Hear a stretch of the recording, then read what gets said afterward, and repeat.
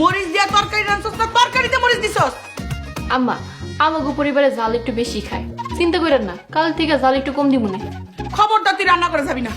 রান্না বাড়া যা করার লাগে এখন থেকে আমি করুম। হরদের মা, ঘরে চিনি বরফ কি আছে তাড়াতাড়ি দাও, মুখটা তো আমার জালে পুড়ে যেতেছে।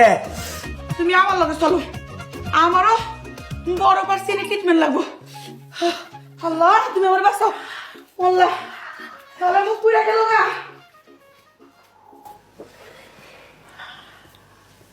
মিম, তুমি এগুলো কি শুরু করছো?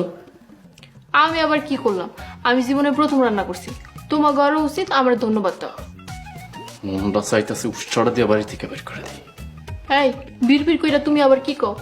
তোমার হাতে রান্না খাওয়ার শখ মিটা গেছে, যেটা পারো না ওটা করতে যাও কি লেগা? মাকাল ফল একটা। মাকাল ফল আবার কি জিনিস? মাকাল ফল কি সেটাও চেনো না? সত্যি করে কত লেখাপড়া কি করছো নাকি নকল করে পাস করছো?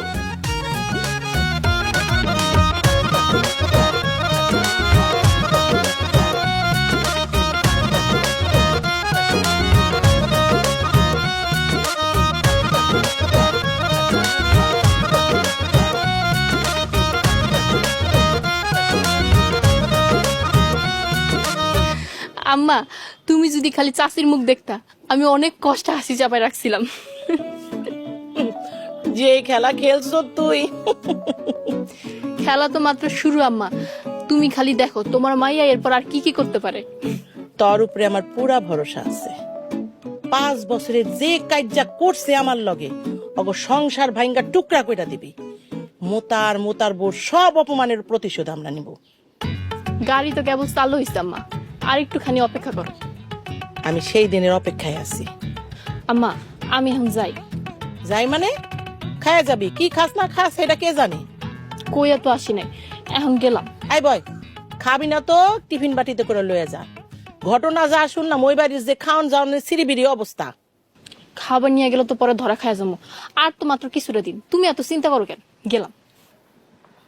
আম্মা হইছে, কান্দো কেন? তুমি কান্দো না, নিজের যত্ন নিস, নিজে ভালো থাকলে সব কিছু ভালো থাকবে। আম্মা তুমি কান্দো না, আমি আবার আসবো, আমি গেলাম।